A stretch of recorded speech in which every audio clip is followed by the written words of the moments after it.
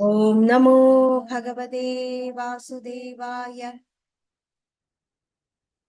ഓം പാർത്ഥായ പ്രതിബോധിതാം ഭഗവതാ നാരായണേന സ്വയം വ്യാസേന കൃതിതാം പുരാണമുനിനാ मध्ये മഹാഭാരതം അദ്വൈതാമൃതവർഷിണീം ഭഗവതീം അഷ്ടാദശ അധ്യായിനീം അംബ അനുസന്തതാമി ഭഗവദ്ഗീതേ ഭഗവദ്വേഷിണീം. നമോസ്തു ദേവാസവിശാലബുദ്ധേ ഉല്ലാരവിന്ദായതപത്രനേത്ര येन त्वया भारततैलपूर्णः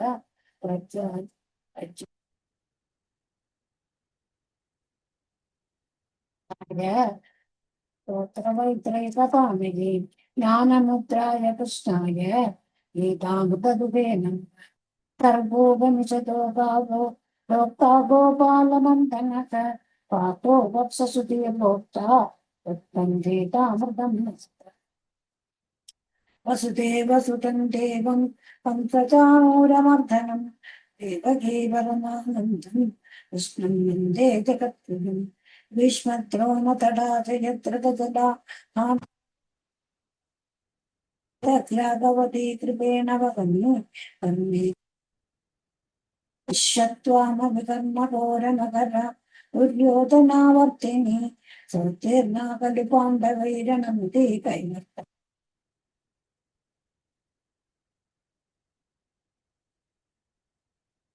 तदं ज्ञानककेसरिं परिकदा हरिकदा षट्पदैरहरगपेपीयमाना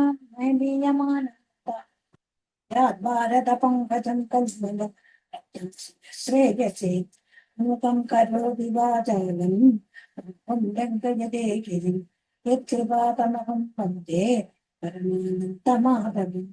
यं ब्रह्मा वरुणेन्द्ररुद्रमरुत तं वन्दे दिव्यैस्तवैः वेदे साङ्गपदक्रमोपनिषदैः गायन्ति यं सामगातं ध्यानावस्थिततत्यतेन मनसा पश्यन्ति यं योगिनो यस्यान्तं न विदुःसुधासुरगणे देवाय तस्मै नमः. हरिः ओम्. श्रीगुरुभ्यो नमः. श्रीकृष्णाय नमः.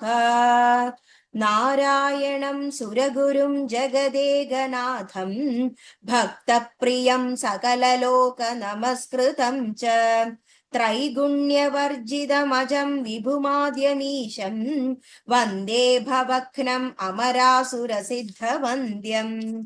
नारायणं नमस्कृत्य नरं चैव नरोत्तमं देवीं सरस्वतीं व्यासं ततो जयमुदीरयेत्. वसुदेवसुतं देवं कंसचाणूरमर्दनं देवकी परमानन्दं कृष्णं वन्दे जगद्गुरुं.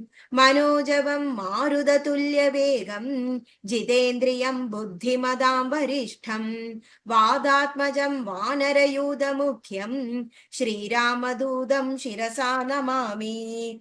बुद्धिर्बलं यशोधैर्यं निर्भयत्वमरोगदा अजाड्यं वाक्पटुत्वं च हनुमत्स्मरणात् भवेत्.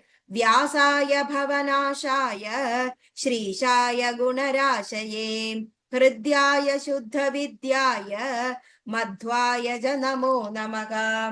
पूज्याय राघवेन्द्राय सत्यधर्मरताय च भजतां कल्पवृक्षाय नमतां कामधेनवे. दुर्वादिध्वां तरवये वैष्णवेन्दीवरेन्दवे श्रीराघवेन्द्र गुरवे नमोऽत्यं तदयाळवे. श्रीकृष्ण पूजार्पित चित्तवृत्तिं विरक्तचूडामणिमिन्दुशान्तम् अनन्त सद्भक्तप्रियं ममापि सुगुणेन्द्रतीर्थं परमाश्रितोऽहम्.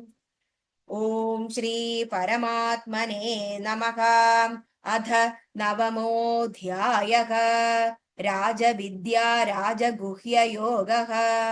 श्रीभगवानुवाच इदं तु ते विद्यतमं प्रवच्यामन् सूयवे ज्ञानं विज्ञानसहितं यज्ञात्वा मोक्षस्य शुभात् राजविद्या राजगुह्यं पवित्रम् इदमुत्तमम् प्रत्यक्षावगमं धर्म्यं सुसुखं कर्तुमव्ययम् अश्रद्धदाना पुरुषा धर्मस्यास परं तप अप्राप्य मां निवर्तन्ते मृत्युं संसाररत्मनि मया तदमिदं सर्वं जगदव्यक्तमूर्तिना मत्स्थानि सर्वभूतानि न चाकं तेष्वस्थितः नदमस्तानि भूतानि पश्य मे योगमैश्वर्यम् भूतप्रीणत भूतस्थो मात्मा भूतभावनाः यथाकाशस्थितो नित्यं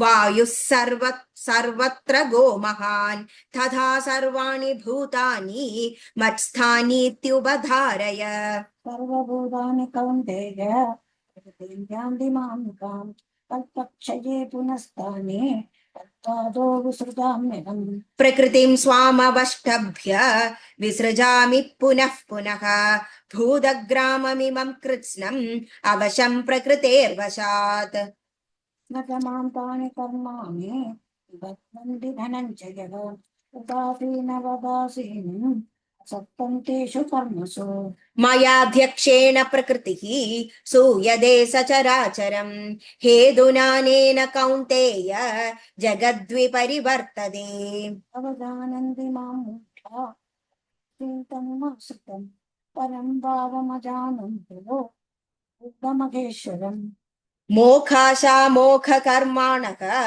मोक्षज्ञानाविचेतसः राक्षसीमासुरीं चैव प्रकृतिं मोहिनीं श्रिताः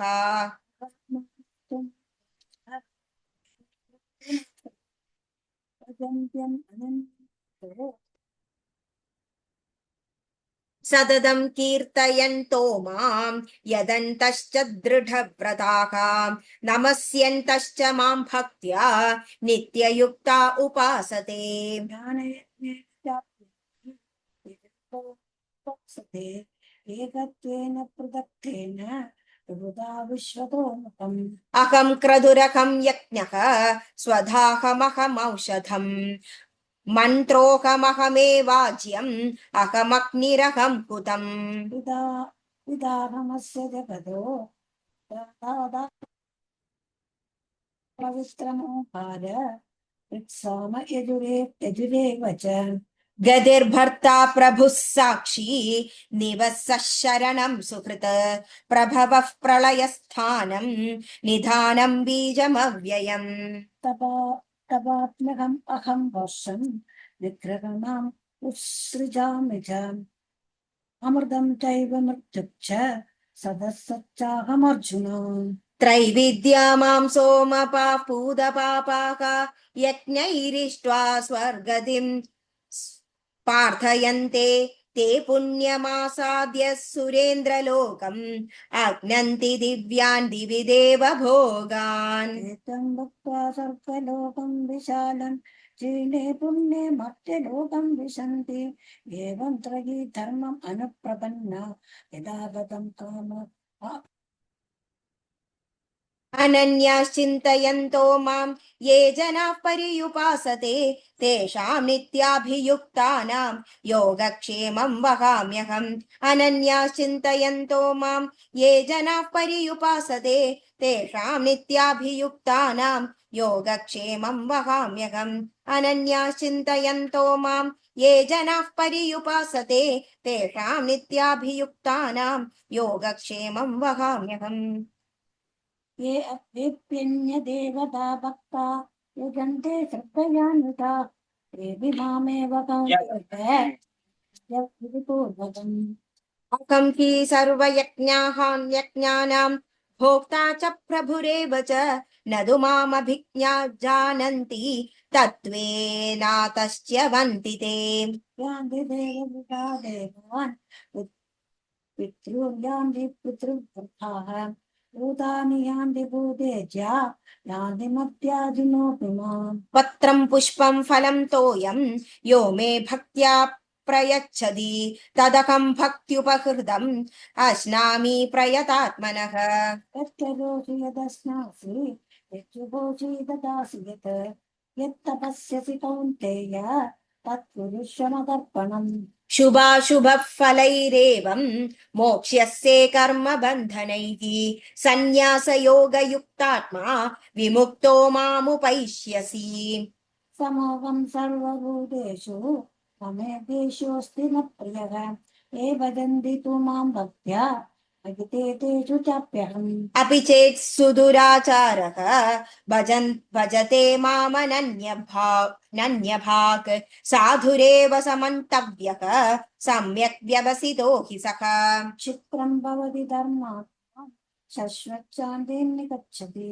कौन्तेय प्रतिजानीहि न मे वक्ष्यति मां हि पार्थव्यपाश्रित्य येऽपि ज्ञुः पापयोनयः स्त्रियो वैश्यास्तथा शूद्राः तेऽपि यान्ति परां गतिम् विमुनर्ब्राह्मणा पुण्या भक्ता राजर्षयस्तथाम् अनित्यम् असुखं लोकम् इमं प्राप्य पचस्व माम् मन्मना भव मद्भक्तः मद्याजी मां नमस्कुरु मामे वैश्यसि युक्तिवैवम् आत्मानं मत्परायणः इति श्रीमद्भगवद्गीतासु उपनिषत्सु ब्रह्मविद्यायां योगशास्त्रे श्रीकृष्णार्जुनसंवादे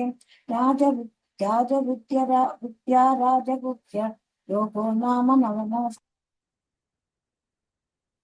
ॐ पूर्णमदः पूर्णमिदं पूर्णाद् पूर्णमुदच्यते पूर्णस्य पूर्णमादाय पूर्णमेवावशिष्यते